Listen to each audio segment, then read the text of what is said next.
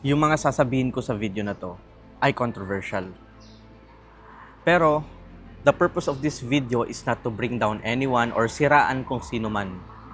Ang purpose nitong video na to ay para makapagbigay ako ng awareness sa mga nalilito dyan kung ano ba yung landas na tatahakin nila. Para hindi na kayo magkamali sa mga iti-take nyong moves and para hindi kayo magkaroon ng regrets sa buhay nyo. Kasi masakit ang regrets, guys. If mali yung moves na tinake mo and it took you a lot of years para makuha mo lang yung goals mo and hindi ka naman happy in the end, kawawa ka naman. And meron din ako na-mention na isang community member. Kung mapapanood mo man tong video na to, alam mo kung sino ka. Pero this is not to bring you down, bro.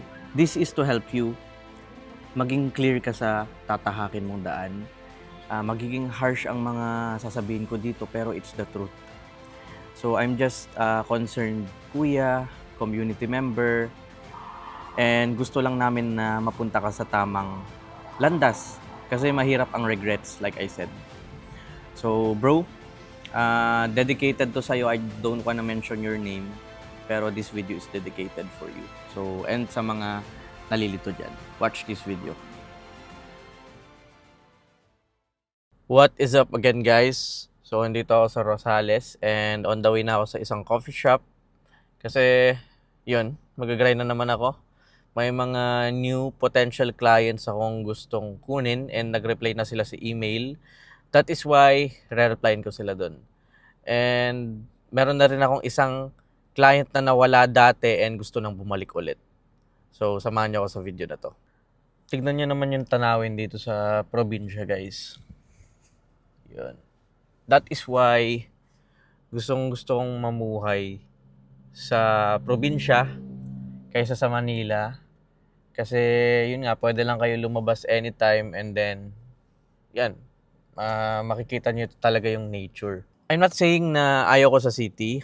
I'm just saying na pag i-compare nyo yung dalawa, so probinsya and city, of course, mas gusto ko pa rin tumira sa ganito. Araw-araw ko makikita yung mga ganitong nature.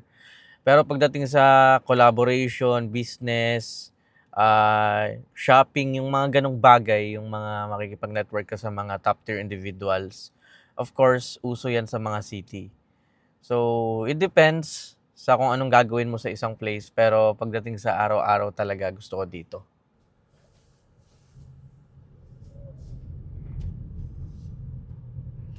Tara na.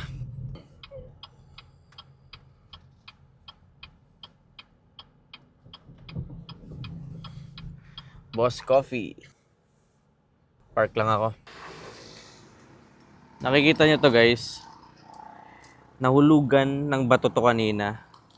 Kasi ang nangyari, nasa right lane ako, of course. And then dito sa kabilang lane, may truck na papunta dito sa pagganon siya. Papunta siya dito sa side na to. And then, parang truck siya ng mga batong malalaki. And then, nahulog yung bato na malaki dito sa kalsada. And then, nag-bounce. Dito tumama. So, ano sa tingin yung gagawin dito, guys? Masilya ba? Or may dent remover silang gagamitin? Kasi kung makikita nyo, ang lalim, oh. Halatang halata. Ayan, oh. Comment nyo nga sa baba, anong magandang gawin dito? So, dito na ako sa coffee shop. In my opinion, ito yung pinakamagandang Boss Coffee dito sa Pangasinan. So, let's go. Lock ko lang yung kotse.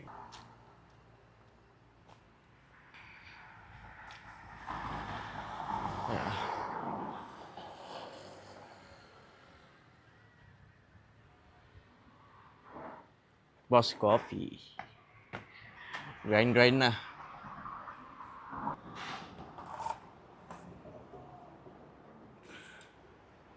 Napakaganda talaga ng vibes dito, guys.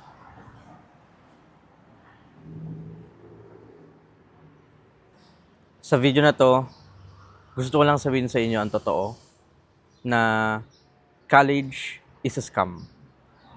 So, hear me out. Hindi naman sa lahat ng bagay scam ang college, pero may mga areas na hindi naiintindihan ng mga karamihan ng tao dito sa mundo, lalong-lalo na dito sa Pilipinas. So, gusto ko lang pansinin na napakaganda talaga ng view dito. Ang ganda-ganda mag-vlog. And Sa tingin ko, it depends sa goals nyo.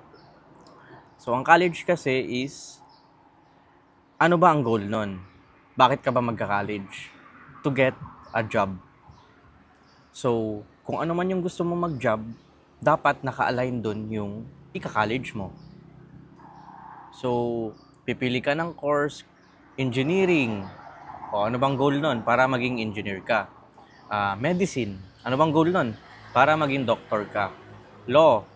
Para maging lawyer ka. So, yung mga kinukuha nyo sa college is naka-align dapat patungo sa goal nyo sa buhay. Pero, dito nagkakamali ang karamihan ng tao na magka-college lang sila dahil gusto lang nila yung piece of paper called diploma. Yun lang yung goal nila, hindi yung job. Okay, yung iba, kumuha ako ng engineering. Gusto ko mag-business, kumuha lang ako ng engineering para lang makuha ko yung diploma. Look at that fucking mindset. Anong klaseng mindset yan, ha? Sasayangin mo yung 4 years na mag-aaral ka ng 4 years, gagastos kayo sa college, and in the end, ang habol mo lang pala yung piece of paper. Hindi naman wise, 'di ba? Kung titingnan niyo mabuti, napaka-dumb na ano 'yon, na move 'yon.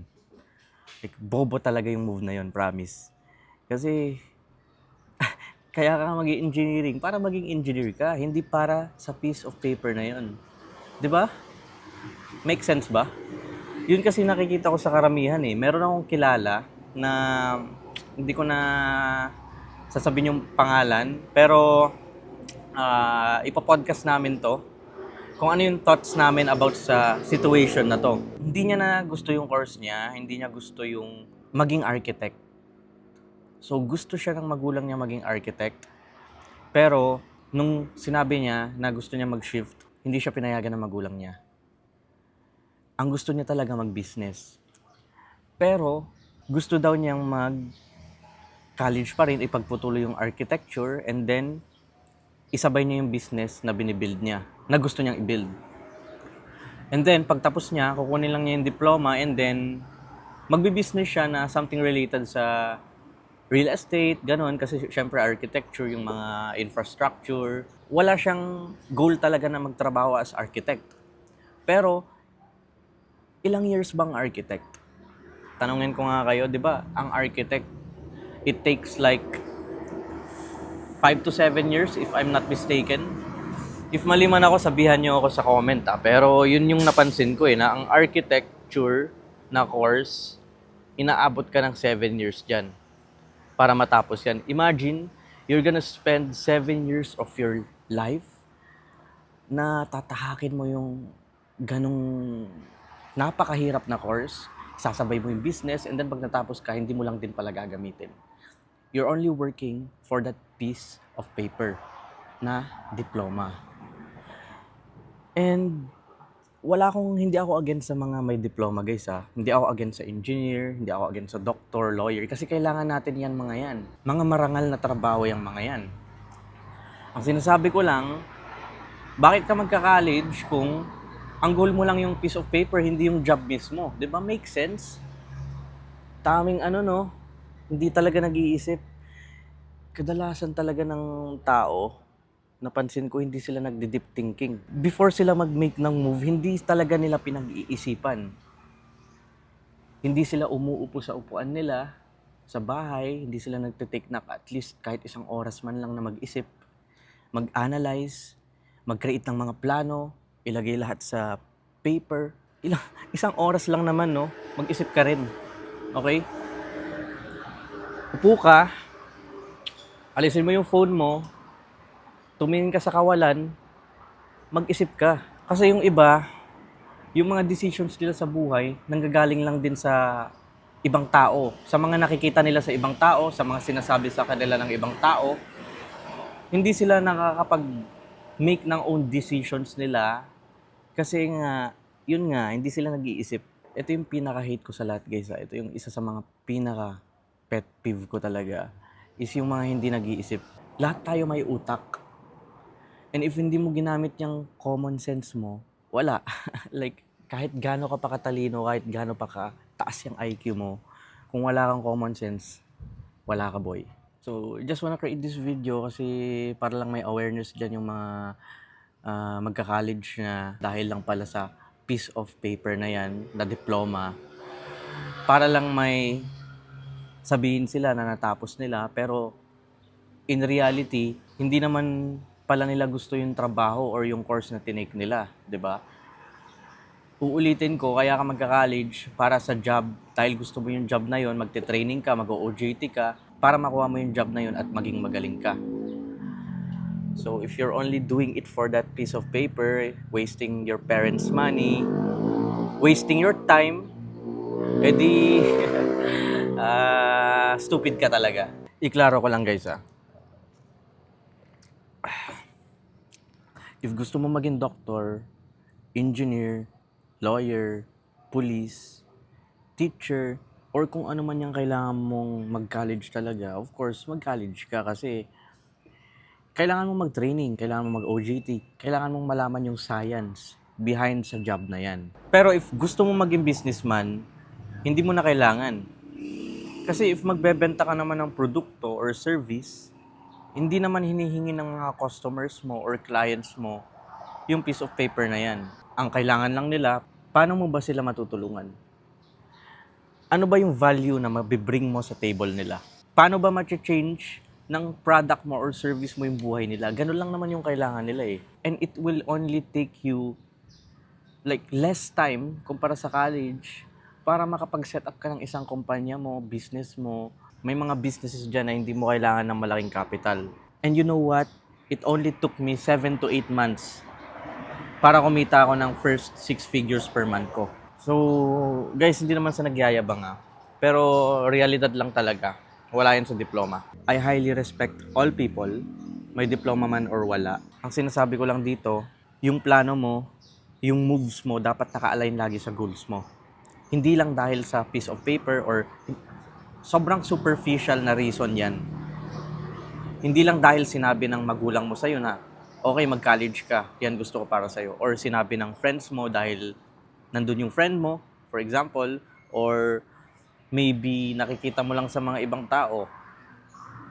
So, spend some time to think about your moves para maging okay ang future mo. Ayan guys, may 3 nag-message sa akin na mga prospects. So, re-replyan ko yung mga yan.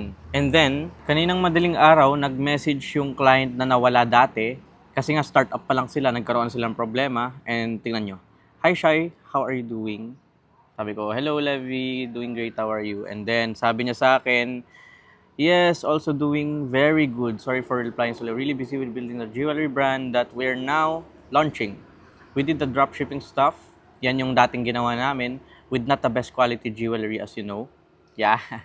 The videos you've edited were great and now we're making the products in the best quality there is. So people will come back and build a real jewelry brand and becoming the number 1 in our niche in the USA.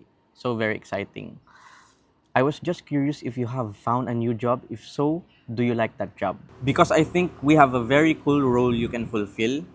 Almost the same as what you previously done with us. But then for the really long term, we need a team with very good editors that will work daily on the jewelry brand and create impact together with us to become the biggest jewelry brand online. Working with AI as it is the future and editing full videos of 10 to 20 seconds but also 30 to 1 minute videos to make the best ads. So let me know, man. So gusto niya akong kunin guys and then yan, sinabi ko. Actually guys, hindi ko sinabi yung totoo na kasi hindi nila alam na agency ako. So sinabi ko meron ako mga small gigs lang. And then, if you hire me again, sabi ko, I will stop working on these projects once I'm done with them and focus only on you. And yes, I would like to grab the role and I'm available to work full-time and long-term because that's what I'm looking for. So, yan yung mga examples na binigay ko sa kanya, yung mga astig na ads na na-create ng team ko. So, hindi kasi niya alam na isa akong agency. So, ayan yung sabi niya, hello, that's really good to hear that you're expert in AI because that's what we are searching for and someone that can actually tell and bring over a good storyline. So, the customer doesn't think it's an ad but just an organic content but it actually is an ad. Good to hear that you're open to work full time for us. The video looks actually really good. Well done, man. I will give you tomorrow my time because it's night here now. Haha. A more detailed update on how the brand is looking now, the plans, and when we launch the jewelry brand. Who will be a sick partnership. Yes, sir. Hello, Levi. Thank you for the great words. Sure. Give me a time. So, sure client na to, guys. Sure client na to. So, guys, papasok na ako dyan sa loob kasi it's time for me to grind. Mag-outreach ulit ako and then replyin ko muna yung mga prospects. Gusto ko, guys, na panoorin nyo lahat ng videos ko from the start kasi dino-document ko yung journey ko. And of course, mag-subscribe kayo dito sa YouTube channel ko. Follow nyo ako sa TikTok. And then, panoorin yung mga podcast namin ng mga tropas. Kasi dyan talaga namin, dyan nyo talaga kami makikilala. So, just an info, nagpo-post ako ng podcasts ng Mondays and Wednesdays. So, na-execute ko na yon. And then, every Saturdays is vlog type naman siya. So, mag-e-enjoy talaga kayo kasi may mga iba't ibang klase ng content. And comment lang kayo kung ano yung mga gusto nyong malaman or gusto nyong makita about sa amin. Baka magawan ko ng content. So, thank you so much. And, yeah, have a good one.